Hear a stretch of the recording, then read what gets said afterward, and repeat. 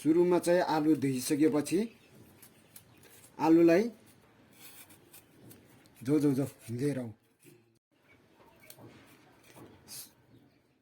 सकेपछि आलुलाई पखालिसकेपछि राम्रोसित माटो र ढुङ्गा उयो हटाइसकेपछि राम्रोसित सफा गरेपछि आलुलाई बोक्रा यसरी तास्ने हो। सुरुमा सफा धुइसकेको आलुलाई चाहिँ राम्ररी धुएर पानीले पखालेर चाहिँ चिसो पानीले मजाले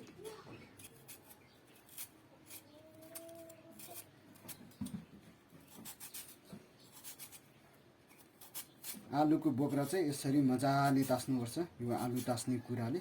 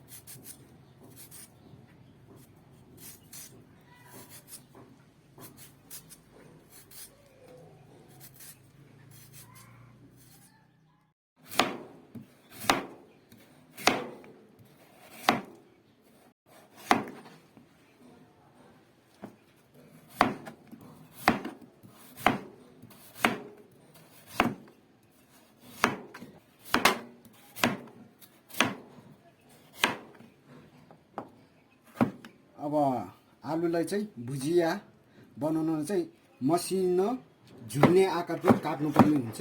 आलुलाई चाहिँ फ्रेन्च फ्राइजको त्यस्तै मसिनो झुल्ने आकारको चाहिँ काट्नुपर्ने हुन्छ। मसिनो कट गर्नुपर्ने हुन्छ आलु भुजिया बनाउनलाई।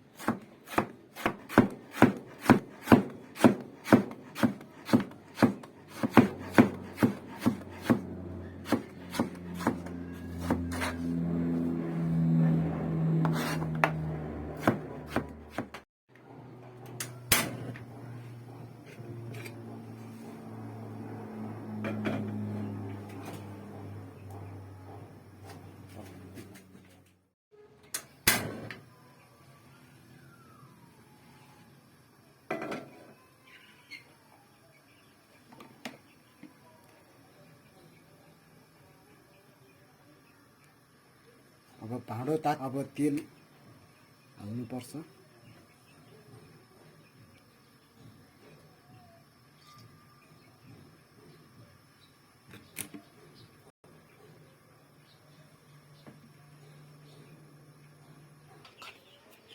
अब हाम्रो तेल तातिसकेको छ, तेल राम्रोसित पाकेको छ।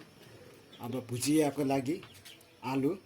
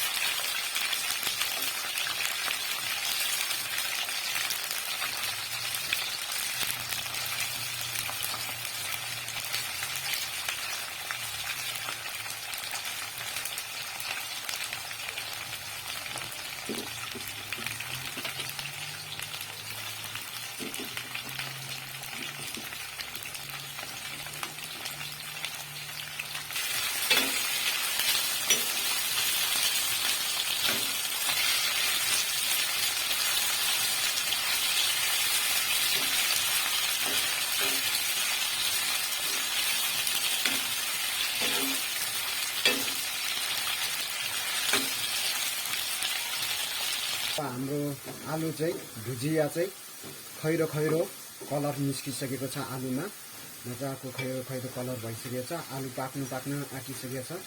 अब यो राम्ररी खैरो पुरै कलर भएपछि चाहिँ हाम्रो आलु भुजिया चाहिँ तयारी हुन्छ। आलु भुजिया तयारी भइसकेको छ। माथिबाट अब नुन म थोरै छर्किँदैछु।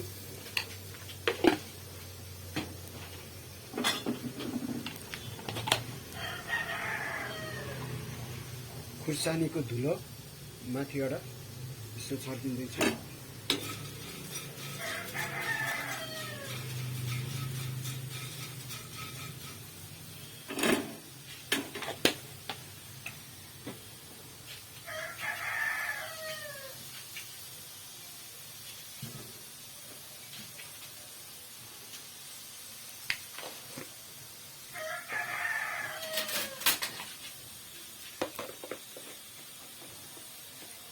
जिराको धुलो माथिबाट छर्किँदैछु म।